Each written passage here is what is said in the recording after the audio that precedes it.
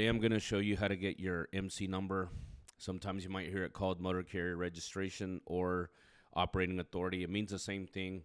Another one of those permits you can get on your own. You don't need the help of a third party or pay someone to do this for you. It's not terribly difficult to obtain, just like your USDOT number. This has an extra step in it, but it's still very simple. FMCSA doesn't make it very challenging to obtain it on your own. So you don't have to pay someone to do this for you. Let me make that evidently clear. And I'm not sure if I explained that in the how to get your USDOT number video, but you don't need anybody to help you get anything, period. Bottom line, no permit, whether you're going to run interstate or intrastate. You don't need anybody's help to do it. Before I explain to you when you have to have an MC number and what it is, make sure that you're following or that you're subscribed. So an MC number is probably the easiest way for me that I explain to people. It's permission from the federal government for you to run your loads across state lines, because when they require a carrier to have an MC number is when you arrange to transport other people's property, or if you're a motor coach passenger, since they're paying, but it's when you're arranging to transport someone else's property across state lines. So it's an interstate requirement. The only time you don't need it is if you're transporting your own stuff, which then means you're classified as a private carrier or not for hire. So for example, if I am a road construction company and I'm going to leave Texas to go do a road construction repair job in Arizona, I don't need to have an MC number because my own equipment is what I'm transporting. So I'm not getting paid to transport someone else's property across state lines. It's my own property, so therefore I'm a private carrier. But if you're going to be an intrastate carrier, then you don't need to have an MC number. You only need to have it when you're interstate and you're transporting someone else's property. Now that you understand that when you need it and what it is, let me walk you through the process on how to get it on your own. There's two ways to get to what's called the legacy registration system. And the first is you can go to FMCSA's website, just like we did when we were getting our USDOT number. And when you go here to registration, you'll click on apply for a new USDOT and or authority.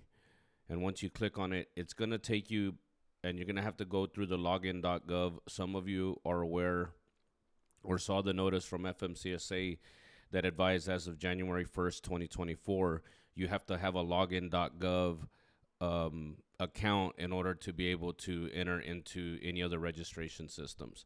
The other way to get to it is if you go to Google and type in registration options FMCSA, like I just did here, and you'll see this one under DOT that comes up, this link. You click on it. When you click on it, it's going to bring you to, this is what's called their legacy registration system. And once you get here, you'll go to the bottom, and since you already have your USDOT number, what you're going to need anyway before anything else, you're going to come down here to new or additional registration. And right here, the second option says, I need an additional operating authority to my existing USDOT number. Because again, you have to have it to apply in the first place anyway. One thing I want to point out though too, remember, just like I told you guys with the USDOT number, as soon as you register, you're going to get bombarded. Well, the same thing may happen with your MC number, because you'll see up here it says it is DOT policy to make records available to the public to the greatest extent possible in accordance with the FOIA Act. Upon completion of your Form OP1 online, your information will be made public and may receive telephone calls from outside service providers. So again, just understand that you may be bombarded again.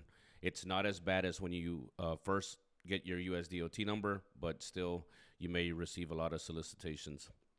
All right, so once you click on that option of getting an authority in addition to it, then you can just go down here to continue. And then here you'll have to put in your USDOT number, your FMCSA PIN, which is an 8-digit password made of letters and numbers. And then you'll have to put in your EIN or your tax ID number for your company. Once you put those, you're going to select which type of business are you. Are you a carrier? Are you a broker? Or are you a freight forwarder? And you can see that you can obtain multiple authorities at once depending on your planned business operation. You'll select the state that you're going to operate out of. So I'm just going to put Texas here. And by the way, I'm not going to be able to walk you through the whole process because otherwise I'd have to actually apply for one. But I'm just going to get as far as I can just so you guys understand line by line. Type of operation, I'm going to primarily select for hire. For hire exempt commodities is there's a document called Administrative Ruling Number 119, which you can Google if you want. But those are just some like agricultural type commodities that are exempt from you're exempt from having an MC number because they're a certain type of commodity. Probably nothing anybody that's gonna watch this video is gonna do. And then you could even select private. And I think what they have in here is kind of some fail-safe options. So where if you're trying to apply for something you don't need, then it's gonna prevent you in the system from doing it. Because otherwise they also wouldn't select here, what is the extent of your operation in the U.S., interstate or intrastate? Well, if you're only going to be intrastate, it's not going to allow you to obtain it because you don't need it. So otherwise, our only option would be to select interstate. If you're going to carry hazmat and letter H, and I want you to pay attention to where you have here that it says all trucks with GVWR less than 10,000, one or more trucks with GVWR 10,000. And the reason it's specifically saying 10,000 pounds is because remember, if you're DOT regulated in interstate commerce at over 10,000 pounds, you can be in an under 10,000 pound truck, such as a half-ton pickup like an F-150.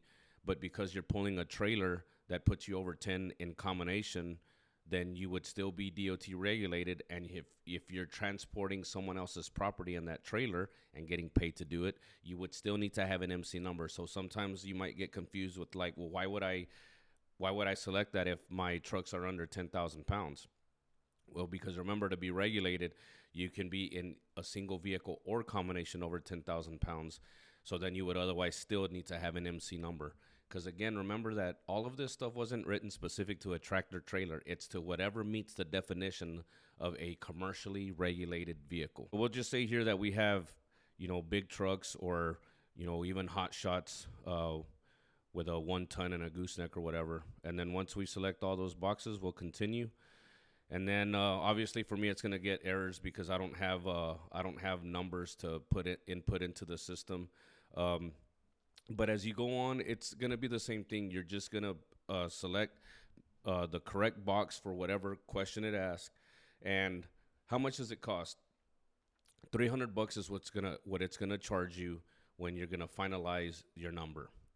The additional step in here is where it's also going to ask you to select a process server, which is just somebody that can serve legal documents to you on behalf of FMCSA. And you don't even have to find one. They provide you the list. There's several around the country, and you just select one of them. It's not somebody you'll ever meet. It's just somebody that finalizes the process. And that's the only time you ever actually need someone else to do something for you in the entire process of you guys obtaining permits to run in interstate or intrastate commerce. One other thing to keep in mind is you guys have to make sure that you have your insurance binded and that Form E is sent by your insurance carrier to FMCSA. And that just certifies that your insurance policy, your what's called your BOC 3 or blanket of coverage is complying with what your state requirements are for what's called financial responsibility or just insurance. You're supposed to wait 21 days before you start operating until your authority is active and start doing it, which may be before the 21 days, but those 3 weeks is kind of just a preliminary wait period in order for everything to be finalized, from you paying the $300, your financial responsibility from your Form E being certified, and then FMCSA in the final process then approving and activating your MC number. The last step would be for you to check that your authority is actually active. And the quickest way to do it, just go to Google, type in SaferWeb. You'll see the first option here under DOT. Click on that. Some of you have probably done this to check your snapshot, and that's exactly what we're going to do. So you'll click on Company Snapshot, and I put in 2 different numbers for you guys to see the difference with your status. So with this company, you'll see here it says they're authorized for property, and they have their MC number. Once you see Those two lines with the authorized and your number, then you're good to go after this. So if this comes at day 13, you don't have to wait until day 21. You can just start operating then because your number is already active. Or what you don't want to have happen to you is where this is what it'll show in the meantime while you're waiting, or if you're just not authorized because you don't have authority, it'll have there not authorized. Just make sure that it's active before you start operating, because otherwise, if you get stopped by DOT and you're loaded and you don't have authority, not only is it a violation, but it's also an out of service until you get it fixed. That's how you get your MC number. That's how you check your status. Again, it's only $300 plus the fee for a process server, which I think I forgot to tell you guys in that part. I think it's like maybe 40, 50, 60 bucks. It just depends on which one you select. But other than that, that's the only fees associated with it, and it'll always stay active as long as your insurance policy is always active. So when you come up for your renewal, make sure that you're communicating with your insurance agent, that what's crucial that you communicate with them to make sure that they send your filing, your new Form E on time, so that you don't get inactivated and then possibly put out of service if your driver gets pulled over. So thanks for watching.